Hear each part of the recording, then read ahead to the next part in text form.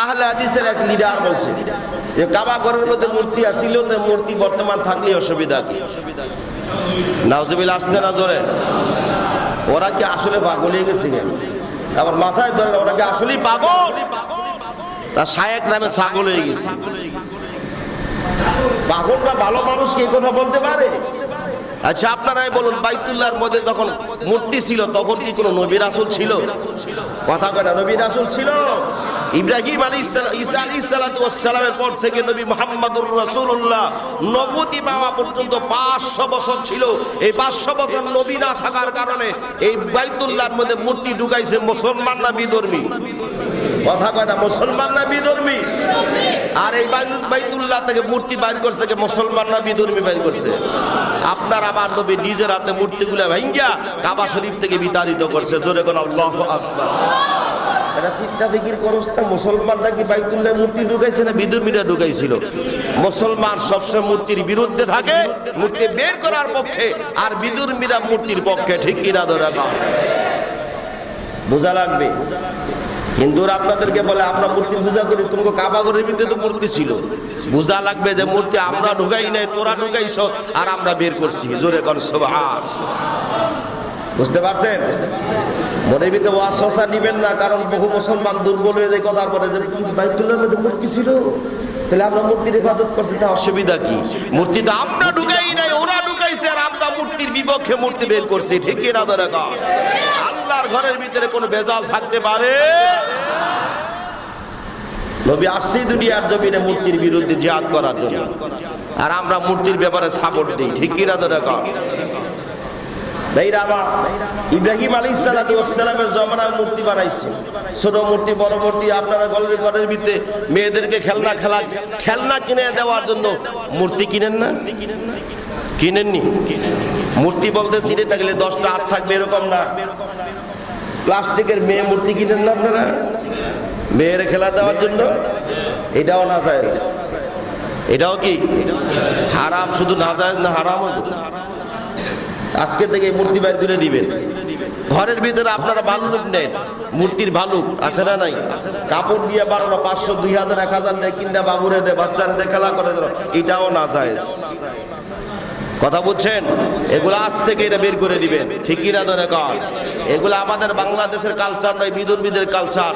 ওখান থেকে আমাদের বাংলাদেশের সরলা মুসলমানদের ভিতরে ঢুকাই দিয়েছে। কত সুন্দর দেখতে, আমার বাচ্চারা দিলে অসুবিধা কি? তোমার ঘরে মূর্তির বিরুদ্ধে আল্লাহ তোমার বানাইছে, আর তুমি আনন্দ চিত্তে মূর্তি ঢুকাই নিছো। ঠিক কিনা ধরে কর?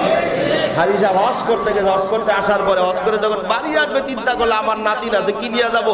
আরবের মধ্যে সুন্দর সুন্দর মূর্তি আছে, সুন্দর সুন্দর খেলনা পুতুল আছে, এই পুতুলগুলা নিয়ে যায়। আইনা হজ করতে ইবাদত করে আসার পরে এই বাইতুল্লাহ থেকে যেই মূর্তি বের করে দিয়েছে, ওখান থেকে আপনি চলে আসেন মূর্তি নিয়ে আপনার ঘরে ঢুকাইছেন।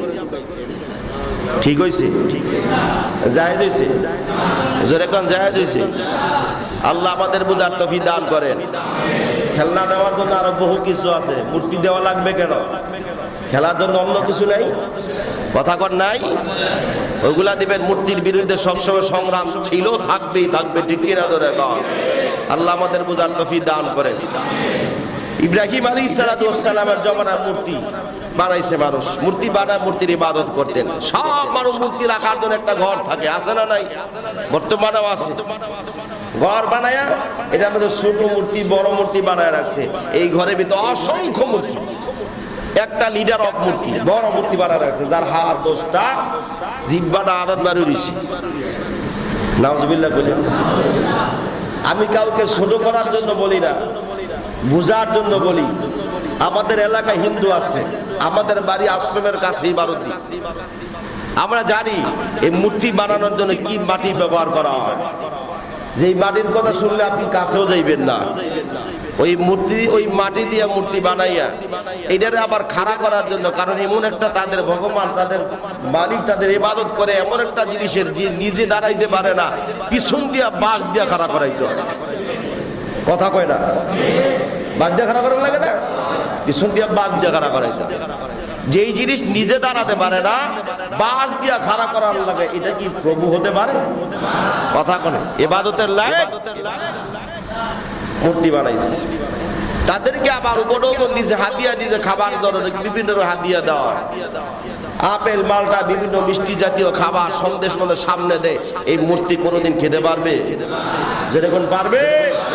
শুধু এই নয়, বড় যদি 10 বছর 50 বছর 200 বছর আগে কোনো বট গাছও থেকে এটার মধ্যে নময়ং নমন করতে বিভিন্ন কিছু দিয়ে এটার ইবাদত শুরু করে, আছে না নাই? চিন্তা ফিকির করে দেখে তাদের বিবেক বুদ্ধি কই গেছে?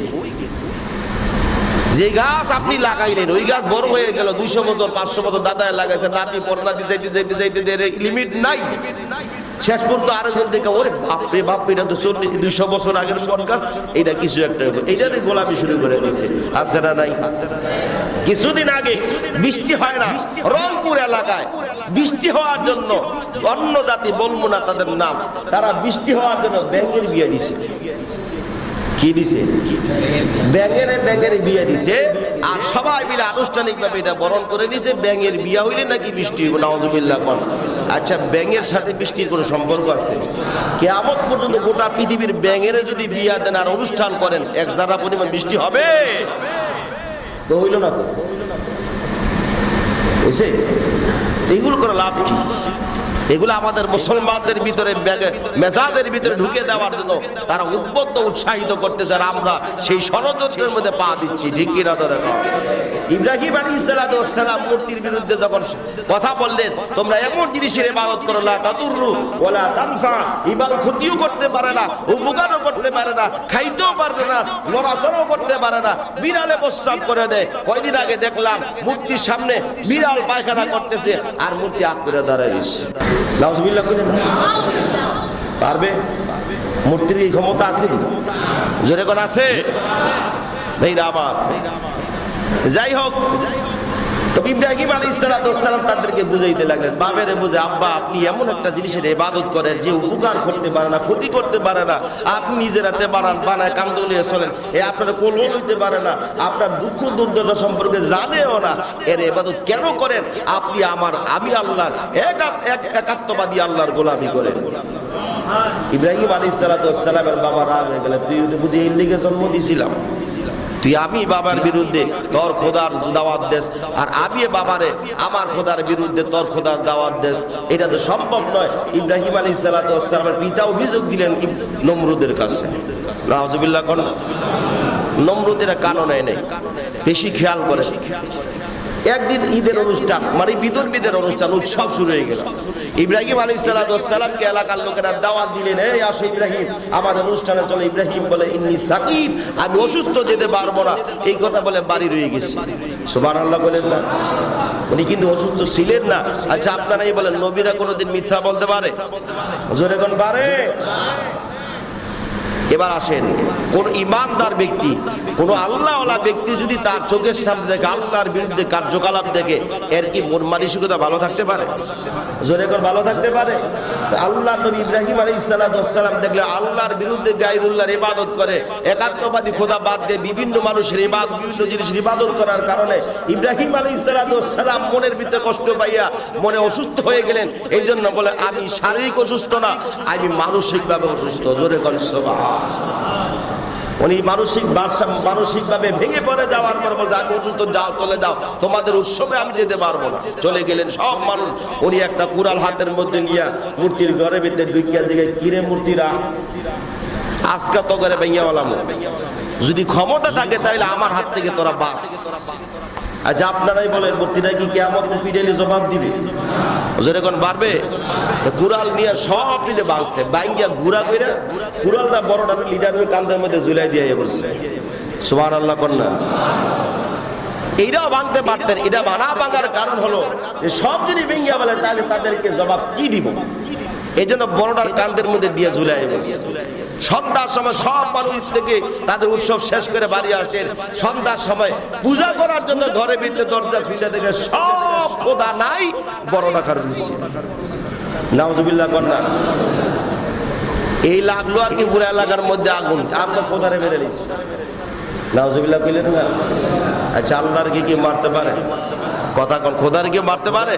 এলাকায় বাইরে হয়ে গেল যে আল্লাহ রে খোদারে মেরে লাইছে রে, সব মানুষ পাগল দৌড় যায়, হাই কি কই দৌড় রে, কে মারলো?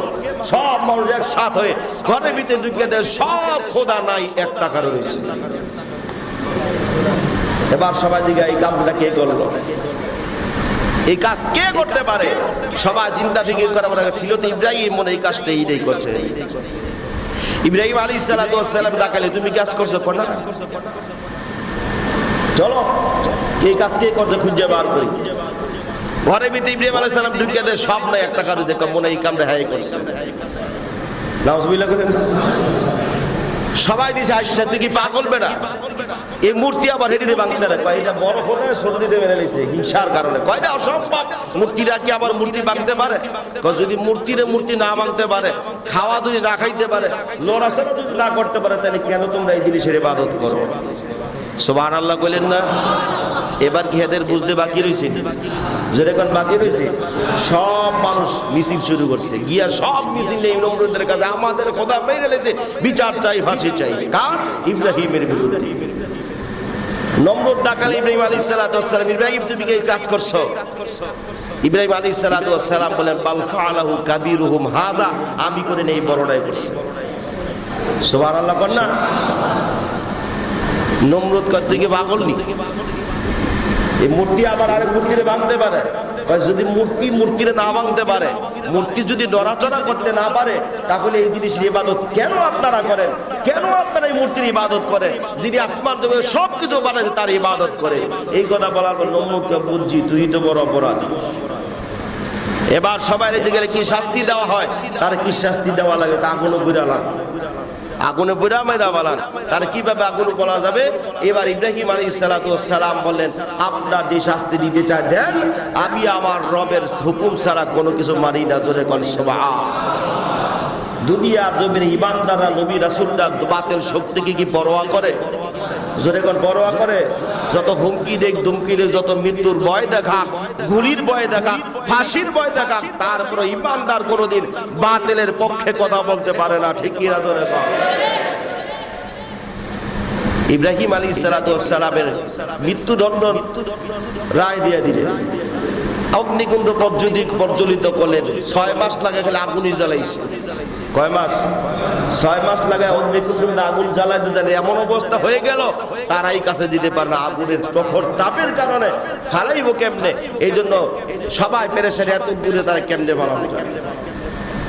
ইবলিস 3 মাথা হলে নাজিল হয়েছে। 3 মাথা বুঝেননি? বুড়া মানুষ, বুড়া মানুষের মাথা কিন্তু 3টা থাকে। সবসময় দেখবেন মাথা নত এ হয়ে থাকে, মাথা একটা, 2 হাতও একটা, 2 হাতও 2টা, মাথা হলো কয়টা? 3 মাথা।